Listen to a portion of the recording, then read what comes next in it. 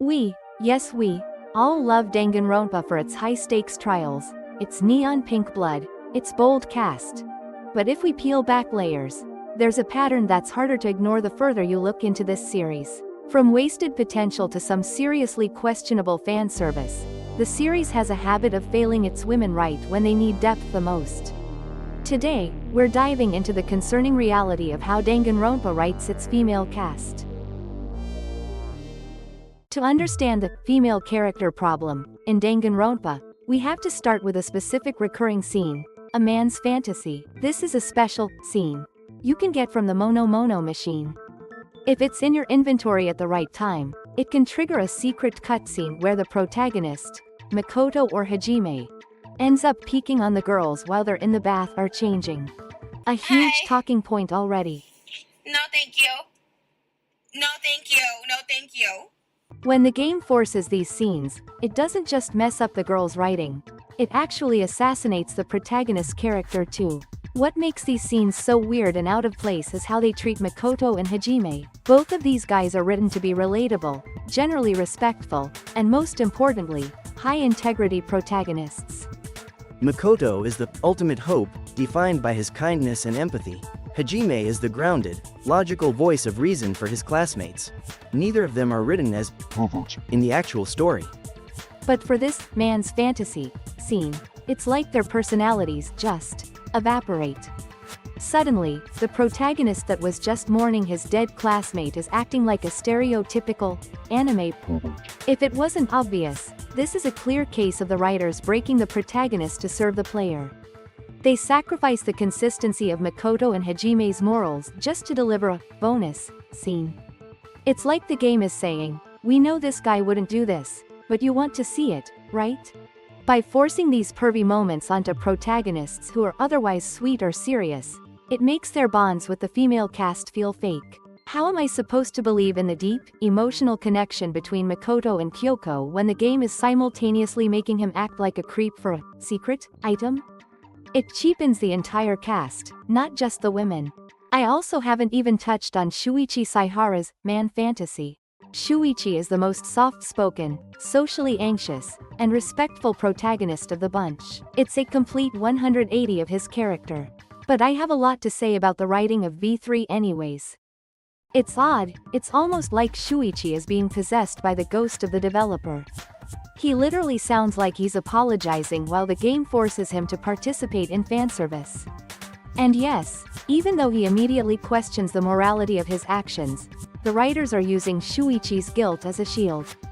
They think if the protagonist feels bad about being a creep, it makes the scene okay. It proves they know it's out of character. If you have to write a sentence where your main character questions his own morality just to justify a scene, that scene shouldn't be there. It's the writers trying to have their cake and eat it too, giving the fans the view. You'll probably ask, the purpose of it? It seems simple, it's a reward for completionists. In many visual novels and adult-leaning games, these scenes are used as a break from the tension. It's supposed to be a bonus for players who put in the time to collect every item, offering a moment of levity and, obviously, fanservice to keep the audience engaged between the more gruesome parts of the story. A really great example is Dead or Alive Extreme Beach Volleyball. They took the badass female fighters from a serious fighting game and put them in a volleyball simulator. It's 100% levity and engagement. It strips away their combat skills and replaces them with gifting swimsuits to see new animations. The problem is, Danganronpa isn't a volleyball simulation solely focused on that, it's a murder mystery. When it uses the same collectible reward logic as these other games, it treats its female cast like prizes instead of people. Even though it's technically optional, the existence of these scenes shows that the writers view the female cast as objects to be unlocked. These scenes often force the girls into generic, shrieking, or embarrassed archetypes that completely ignore their actual personalities. And yeah, it isn't the end of the world to have these scenes, but even the most stoic characters aren't safe. On paper, Sakura and Hina have the most pure and respectful bond in the series. Sakura Agami is the ultimate martial artist, a stoic warrior who values honor above all else. 𝙎𝙤𝙙𝙞𖖙 is the ultimate swimmer, the emotional heart of the group whose loyalty is so fierce she literally tried to sacrifice herself to avenge Sakura. They are supposed to be symbols of strength and friendship. But the writing constantly betrays that respect. Even during her most gut-wrenching scenes, like when she's sobbing over the deaths, the camera angles are frequently positioned to emphasize her body. It creates this gross disconnect where the story wants you to feel her grief, but the visuals want you to see her as a prize. Sakura is meant to be a subversion of feminine tropes. She's muscular, powerful, and doesn't care about being girly in the traditional sense. Yet, when she's fighting Monokuma, her skirt just has to rise up to show her underwear. Now, I know people are gonna get a bit iffy for what I'm going to say, but the game often relies on making hyenas seem airheaded or obsessed with donuts just to keep her cute. It's a classic way to strip a female character of her agency. They take these two powerhouse athletes and, instead of letting them be the heroes they are, the writers treat them like eye candy with a side of comic relief. So, although you can brush those off as poor writing, it starts to become more and more clear that it's more than just bad writing. Danganronpa has a recurring, borderline obsessive habit of taking female characters with histories of sexual abuse and using that exact trauma to justify more fanservice for the player. It's a circular, exploitative logic that is genuinely hard to watch. The most notorious example we can pull is mikan tsumiki. To understand why Mikan's writing is so concerning, you have to look at her backstory. She wasn't just bullied, she was physically, emotionally, and likely sexually abused by her family and classmates. She was forced to eat bugs, imitate animals, and even strip for her bullies. In psychology, there's a concept called hypervulnerability where a victim believes the only way to get positive attention is to be submissive or useful. This creates a vicious cycle. Mikan developed a mindset where negative attention is better than no attention. She is so terrified of being ignored or lonely that she would rather be mocked or sexualized than be invisible. This, of course, can be written beautifully if the writers put even a fraction of effort into. But of course this is Danganronpa we are talking about. There's a couple of moments where Mikan trips, and she ends up in a suggestive pose. The game frames her tripping into suggestive, lewd poses as fanservice for the player. But if you look at it through a psychological lens, these aren't accidents. It's heavily implied that Mikan falls on purpose to get a reaction. So, by making these scenes sexy for us, the writers are mirroring her abusers. They are taking a girl who only knows how to get attention through humiliation and self-degradation and then asking the player to enjoy it. It transforms her survival mechanism into a visual treat, which is frankly disgusting writing. There's other moments I could bring up, but I really hate Mikan. But I can also admit that the way they handle her character is clear exploitation. Mikan could have been a brilliant deconstruction of how abuse breaks a person, but instead, the writers used her brokenness to show desperate fanservice framed as silly. Akane's is honestly a bit more subtle. It's a bit surprising I don't see a whole lot of people talk about and the way her overall character was treated. Her backstory is genuinely hard to stomach. Akane grew up in a household where she had to raise her younger siblings in absolute poverty. She talks about living in a bad neighborhood, where she constantly had to protect her family.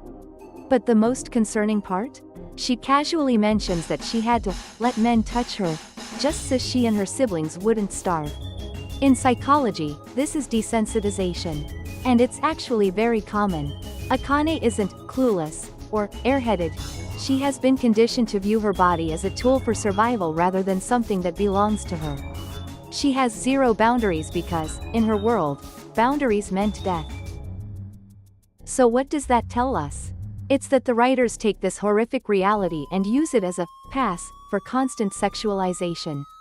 Instead of exploring the tragedy of a girl who has lost her sense of bodily autonomy, the game uses it to create accidental fanservice scenes. It frames her lack of shame as a quirky character trait rather than a symptom of a broken upbringing. It's the writers saying, she doesn't mind, so why should the player?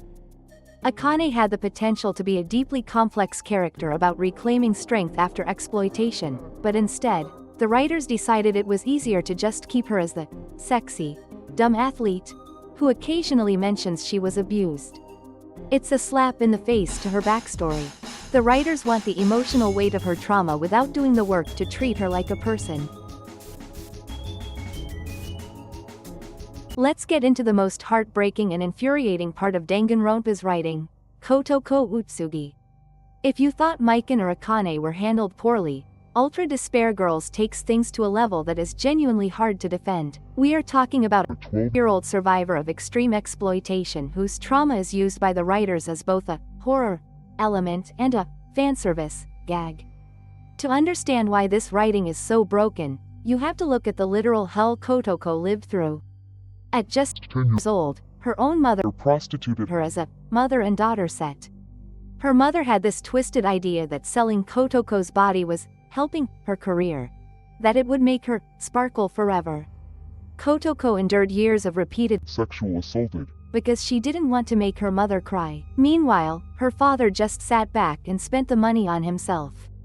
This isn't just sad, it's one of the most vile backstories to read, because it's something that happens every day with children that aren't protected by the ones that are supposed to protect them. These disgusting men who would sexually assault Kotoko use the word gentle to describe their actions towards her. As a result, it became a trigger word that sends her into genuine terror.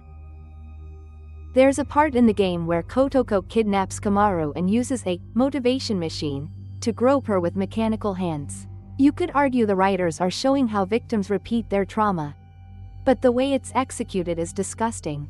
It's literally a mash the button so you don't get sawed mechanic. It's presented with a wacky tone that completely clashes with the reality of what's happening to both the victim, Kamaru, and the perpetrator, Kotoko. Her most infamous scene is during a boss battle, but Genocider comes right on time to save her. She ends up tripping and falls into a suggestive position. Like, I genuinely don't have any words to say without me getting demonetized before I even start earning money. And a lot of people bring this up for coping, that I'm 18 feet line in the English dub. For anyone who doesn't know, this is a direct nod to the disclaimers you see on adult visual novels.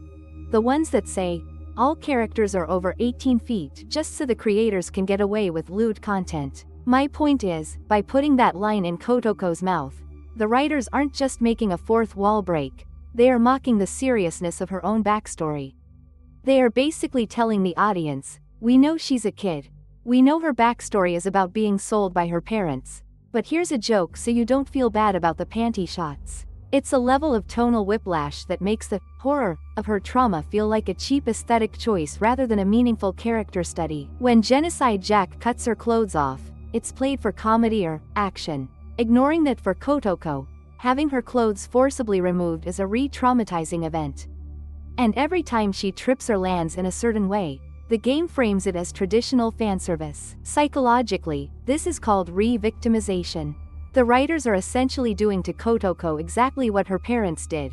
They are selling her trauma and her body to an audience for engagement. And if you feel disgusted by this, it's not that you're being bitchy about it.